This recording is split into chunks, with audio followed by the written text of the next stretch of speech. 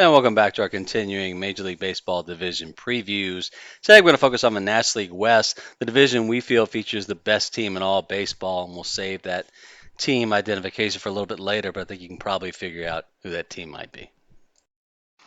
So looking at the National League West, obviously a very tough division. You got the Dodgers there. You got the defending National League champs. What a show the Diamondbacks put on last year. The Giants have made some improvements here, especially recently. Padres look to take a step back, having lost Soto, and the Rockies seem to be in perpetual rebuild mode. So we don't think there's too much optimism going on there. So let's first talk about the team we think will be the division winner. Well, we kind of gave it away right there, and that's the Los Angeles Dodgers. So Shohei Ohtani will be playing this season, but he will not be pitching. Otherwise, this rotation would look a lot different. But as it stands, the Dodgers are still going to be formidable. You add Yamamoto, who we've seen in spring training already, is lights out. Glasnow has been a perpetual contender and always a dominant ace for the Rays for the past couple of seasons. Walker Buehler's back. Then you got Miller and Sheehan. And again, if Ohtani comes back, probably not until 2025, but that rotation is going to be lights out. And in a recent update, it looks like Walker Buehler is going to start the season in the minors, so look for a newly acquired James Paxton or Emmett Sheehan to fill in for the rotation until Buehler comes back again, still rehabbing from Tommy John surgery. We'll talk about that a little later. So looking at the offense, if you look at what the Dodgers have, what they did last year, they were just a little bit behind the Braves at 5.53 runs per game. And again, that's before adding Shohei Ohtani. So you had a guy with those kind of statistics. It's going to be unbelievable, leading the Major League Baseball in OPS last season and the American League with 44 home runs, and into an offense that already has Mookie Betts, Freddie, Freeman. Yeah, this isn't even fair. Obviously, we like the Dodgers to take the division.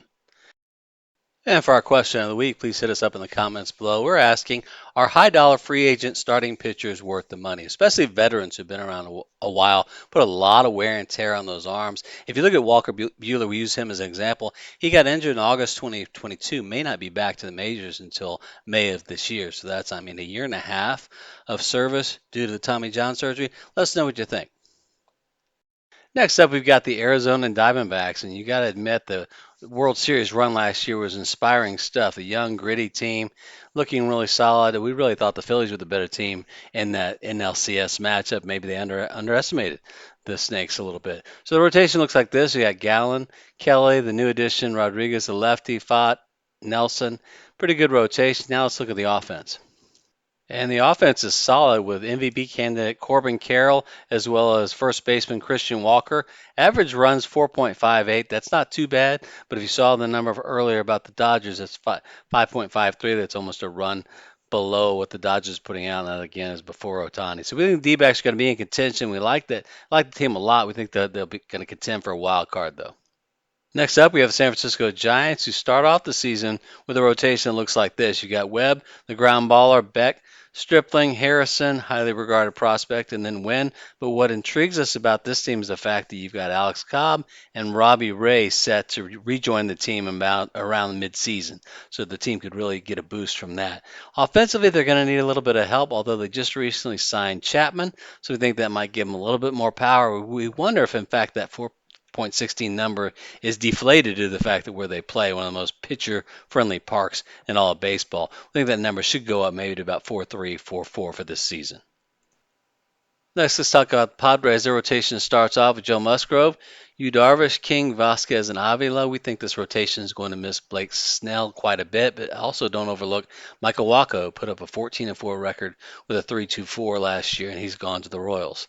Offensively, their average run is 4.64. This is from last year. Now you're not going to have Juan Soto inflating those numbers a little bit, so we could see it definitely come down to maybe 4.35 to 4.4 for the season. And finally, we have the Colorado Rockies, who we believe are in a rebuilding mode still. And if you look at last year, wow, their offense was one of the worst in the league. Well, right in the middle, 18, 4.45. They play at Coors Field. Rotation looks like this. You got Freeland, Quantrill coming over from Cleveland, Feltner, Gomber, and Hudson. I think Quantrill might have a chance to do well being a ground baller there at Coors Field. Average runs, like we stated earlier, 4.45 per game. Not that impressive when you're at Coors Field. I'm not sure that there's any reason for optimism. Now for our National League West playoff predictions, is it any shock we see the Dodgers probably challenging the Braves for the National League pennant? And I think the Diamondbacks are going to sneak in and make a wild card. That's all for this time. Thank you for joining. Please subscribe to our channel, and we look forward to sharing our future videos with you.